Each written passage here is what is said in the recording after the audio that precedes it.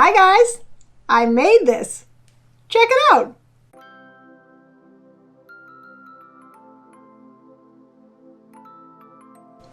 Hello everybody, welcome back. So I feel like I haven't done a felting video in kind of a long time. It probably hasn't been that long, but it seems like a long time. So today, what I'm going to do is I'm going to show you my top 5 tips and tricks for needle felting. There are probably more than 5 in here, but they're encompassed in 5 major tips. I've also been asked to make a goldfish. So that is what I'm going to try to do as I show you my tips and tricks and ideas and whatever else you can get out of me. I don't know, there could be anything. So the first tip is to put cheap wool on the inside. It's great if you can get some kind of a wool that felts really easily. I have mill waste. I don't know what it is, but it's really soft and you wouldn't think that it would felt very well, but it does, and it's cheap. And I think that it doesn't matter what it looks like on the inside because you're gonna cover it. Part 2 of this tip is instead of just taking the fluffy fiber and just stabbing it, it would take forever to felt. So what I like to do is roll it up. I like to roll it, fold it, make it as tight as I can. I'll add this on, but I'll start, just tack it in. And there's so much less stabbing that you have to do, which is ideal because there's a lot of stabbing anyway. So I haven't even done anything, and this is basically staying. I stabbed it like, I don't know, I wasn't counting. So it's already a shape. I will add more to it, but I will add more stabbing, many stabbings. So it's not exactly fishy shape. I'm gonna add some more here. Just build up a little bit more. And then when I am happy with the shape that is on the inside, then I can start thinking about, adding different colors and texture. But first, you want to work on the inside. It will save you so much time, so much aggravation in the future.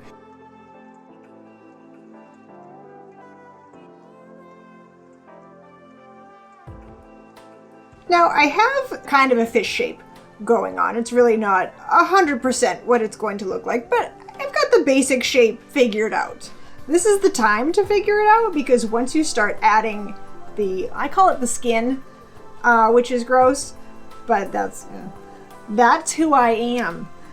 So once you start adding the skin and you start getting really into what it looks like, then it's so much harder to change what you have. It's harder to rip him apart after you start giving him personality. For me, is that weird? Maybe, that's okay, I'm okay with that. Now, I want to make one of those fancy looking, silly looking goldfish with the big eyes. So I'm also going to make that out of my fluffy wool.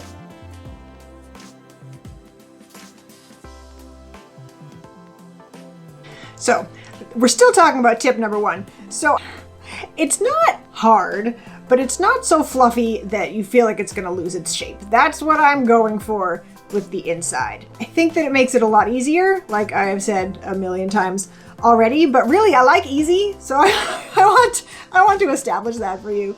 So tip 1 is basically make a nice tight, but not too tight center, what is the word that I want to use? Not solid, because of course you don't want it to be solid. It's supposed to be squishy. Not fluffy.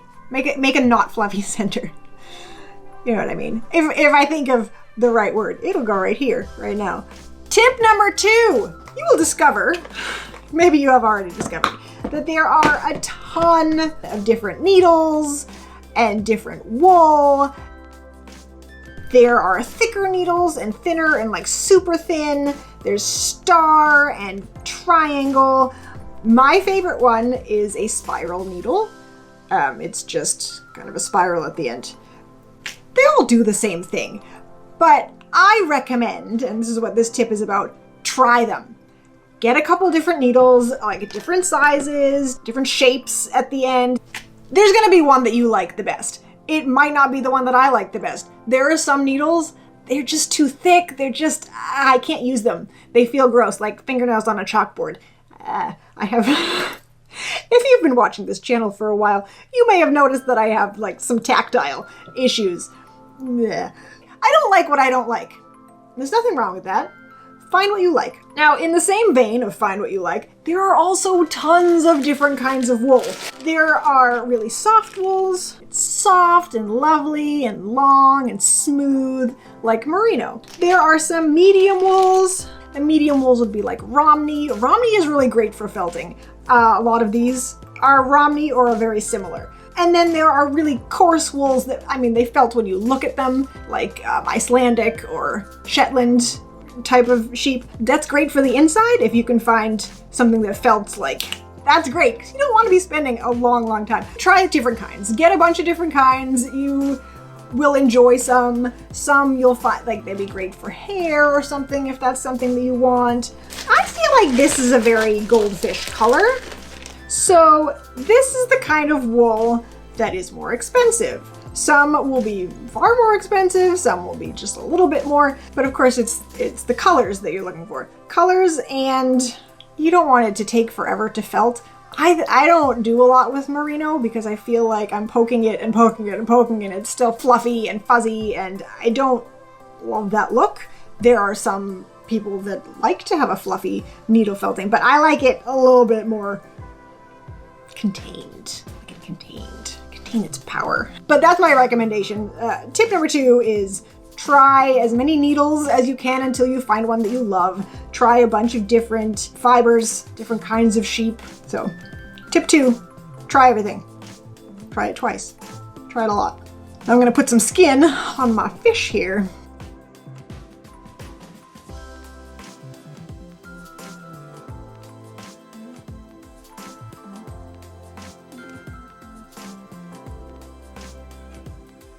Now, tip number 3, I'll grant you, it's kind of a matter of personal preference. But what I really like to do and what I think really adds to the finish of your piece, don't skimp on the time that you are spending felting down your skin or whatever you want to call it if you're not gross, like I am. This is controversial, I guess. So everybody likes their own look.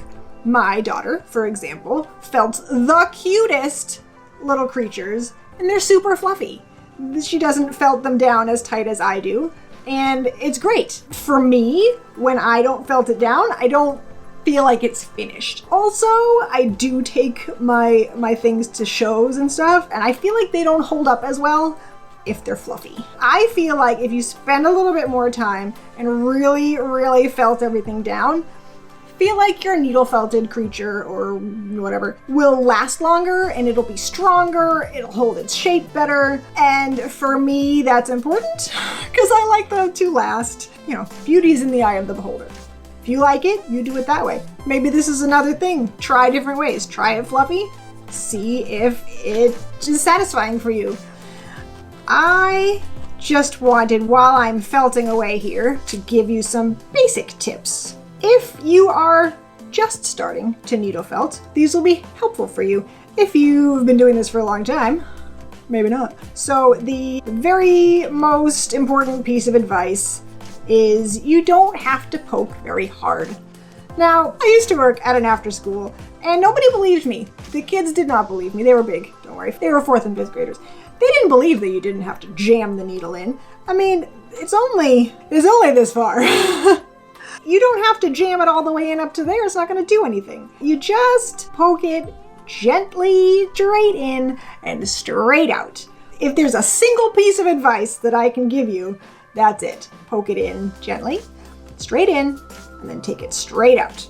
Don't change direction in the middle because the tips of these are very easy to break. And now if there's another piece of advice, watch your fingers. It hurts. I stab myself all the time and I'm not as careful as I could be. But I know where the needle is. Like you see me, I'm not looking at the needle. I know where it is. Occasionally I'm not paying quite as much attention as I should. I'm naughty. And I stab myself. I've only been bruised once. I stabbed the heck out of my finger one time. It bruised. It lasted for a while. It's fine. I've regained the use of my finger. I didn't lose the use of my finger. Don't worry. So if you listen to nothing else, felt gently and try to avoid your fingers. But listen to the other things too, because they're very clever.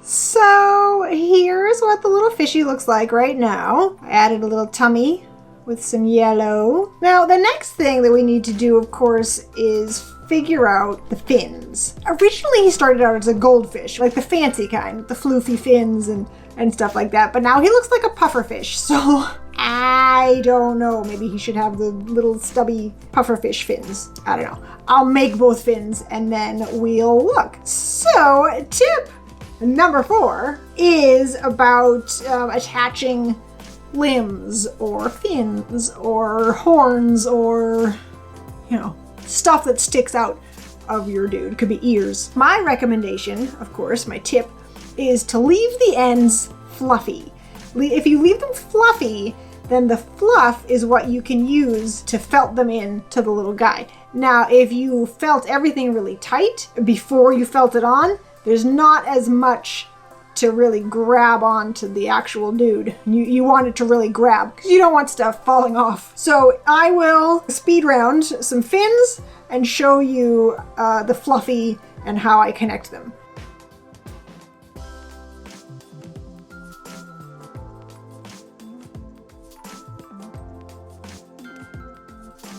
Okay, now is when we decide if he's a beautiful fancy goldfish or a funny looking pufferfish.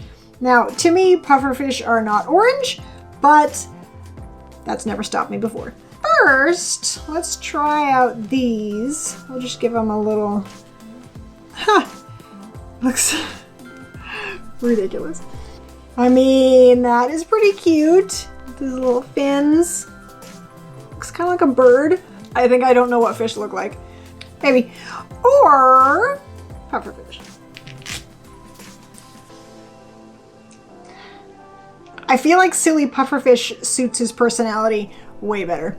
So that's what I'm gonna do. So as you can see, since it's all floofy and you left all the fluff, it's nice and easy. You have plenty of wool to work with as you are felting it into his body. And I do the front and the sides, the back, the top, the bottom, anywhere that I can jab a needle in. I poke just so that I can make absolutely sure everything is connected. And the other part 4B is, you know, make sure you line everything up before you tack it all the way in, because now is the time that you can take it off easily. So that was like 2 tips for the price of 1. That's exciting. I feel like they've all been 2 tips. 5, 7, 15 tips. I have a lot to say.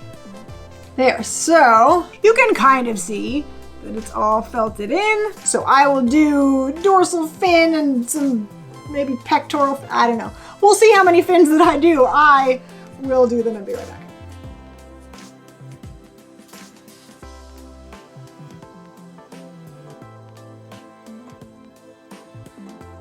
So I'm about to put on his tail, and it occurred to me that that might be interesting. Since it's kind of narrow on his little fishy bum, what I did is I peeled one side, I peeled the 2 sides apart. So now I have something to felt on either side, so that felt right on. So, there you are. Bonus tip, I know, there's been more than one, but this is another bonus tip. If you are making something flat, maybe ears or fins, whatever, anything flat, you can shape them right on your foam and then flip them over to make sure that both sides get felted. And then I very carefully felt around the outside. So that will keep the outside from being all floofy like this. I'll give it a sharper edge, which in this case is what I'm looking for. But when you're doing this, do be careful, because this is at least half the time I stab myself. It's right here. The rest of the time I'm just not paying attention. All his fins are attached. So, final tip. Tip number 5. When you're making your features, what I recommend is make them a little smaller. So like eyes, for example. You can always make them bigger. So I am using some pencil roving, which by the way I think is the greatest thing. It is just really thin roving. Can you see him? It's basically yarn, but not twisted. So I have little pieces. I look at my guy. You can grab a little bit on your needle. So he's gonna have eyes a little closer to the front. Now this is very helpful to make eyeballs that look sort of the same on each side. You can always make them bigger, which is what I'm going to do right now. And I'm still gonna try to make it a little bit smaller than I think I'll need to, because you can always put a little bit more around the edges, kind of smooth it out. But if you put way too much, you have to just tear the whole thing out. You can't make it smaller. There is a point where you can't make it smaller anymore. You can of course poke to make it smaller, but it'll only get so small. Check again to make sure that they're even. Then sort of a bonus, but really part of the same tip, I like to use a little bit of white as a highlight. There. And as the final thing that I'm doing with him, it's not really a tip, but I'm gonna put black inside his mouth because it'll look better. That's why.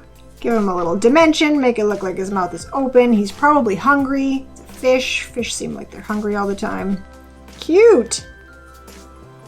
Feed me! Oh, yum, yum, yum. Thanks for watching, everybody. I hope that you liked this video. If you did, make sure you give it a thumbs up. If you are not subscribed yet, I know. Make sure you click the subscribe button and the little bell so that you know when I have a new video coming out. The next one is going to be sort of Valentine's themed, so I'm sure you're going to want to check that out, because somebody is going to need a Valentine from you. I don't know who it is. It could be me. I don't know. So make sure that you click all the little buttons. If you have any questions about felting, or you have any other tips and tricks that I should try, leave a comment down below. And thanks for watching. I'll see you next time, I'm sure. Bye!